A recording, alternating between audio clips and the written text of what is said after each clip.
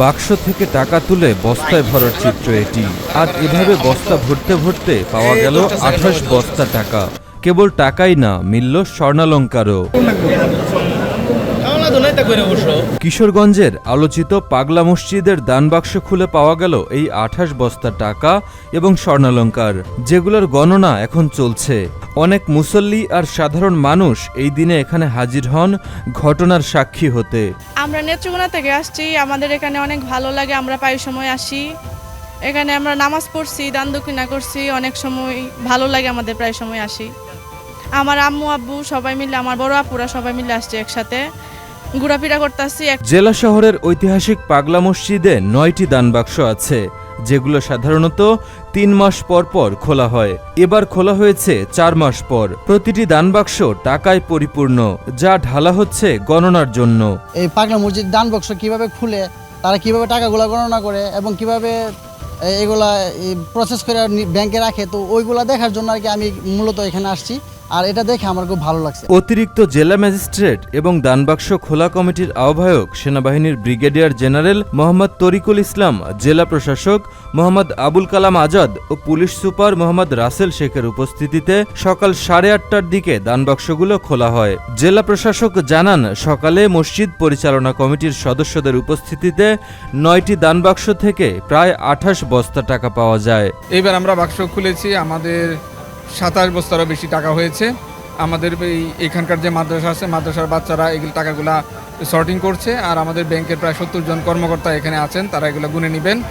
আমরা এখানে যত টাকাই পাওয়া যায় সকল টাকা তাৎক্ষণিকভাবে এখানে ব্যাংকে জমা হয়। দানবাক্সগুলো খোলার পর গণনা দেখতে মসজিদের আশপাশে ভিড় করেন উৎসুক মানুষ। তাদের মধ্যে অনেকেই এসেছেন দূর দূরান্ত থেকে।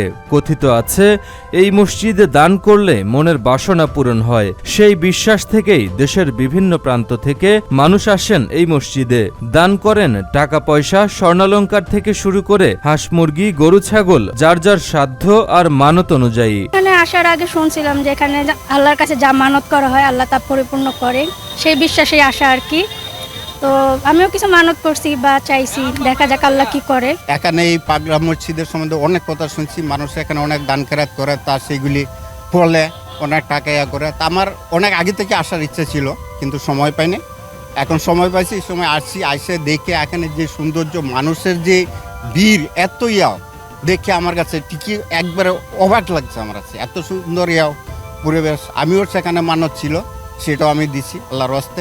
এর আগে চলতি বছরের 20 এপ্রিল 4 মাস 10 দিন পর দানবাক্সগুলো খোলা হয়। তখন 27 বস্তা দিনভর গণনা শেষে 7,78,67,537 টাকা পাওয়া যায়। ঐতিহাসিক এই মসজিদের দানবাক্সে একসঙ্গে এত টাকা আগে পাওয়া যায়নি। আসছি ভাই নারায়ণগঞ্জ থেকে। পাগলা মসজিদ আপনার অনেক ইউটিউবে, ফেসবুকে, টেলিভিশনেও দেখছি। দেখার পর আর কি আসা, এই প্রথম আসছি।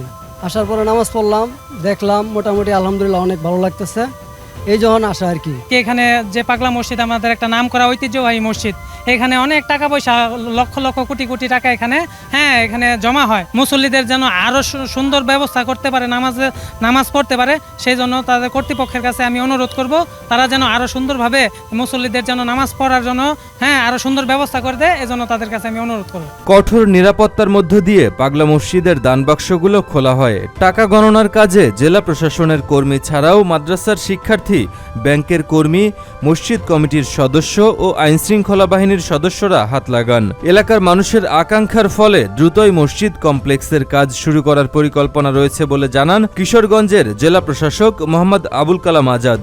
এখানকার মানুষজনের অনেক দিনের দাবি ছিল এখানে বড় একটা মসজিদ কমপ্লেক্স হবে, একটা ইসলামিক কমপ্লেক্স হবে। তো সেই জন্য আমরা কাজ করছি। ইতিপূর্বে আমি বলেছি যে এটা অনেক বড় একটা ধর্মীয় কমপ্লেক্স হবে।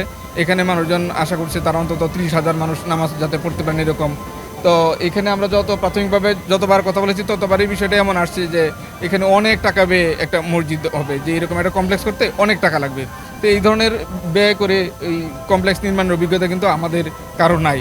তো এই জন্য আমরা কনসালটেন্ট নিয়োগের জন্য, পরামর্শক নিয়োগের জন্য এর আগেও সার্কুলার দিয়েছিলাম, সেটা চূড়ান্ত পর্যায়ে রয়েছে, এটা আমরা আগেও বলেছি। তো এই পরামর্শক নিয়োগ শেষ হলেই এইটাতে আমাদের মসজিদের মূল ডিজাইন হবে।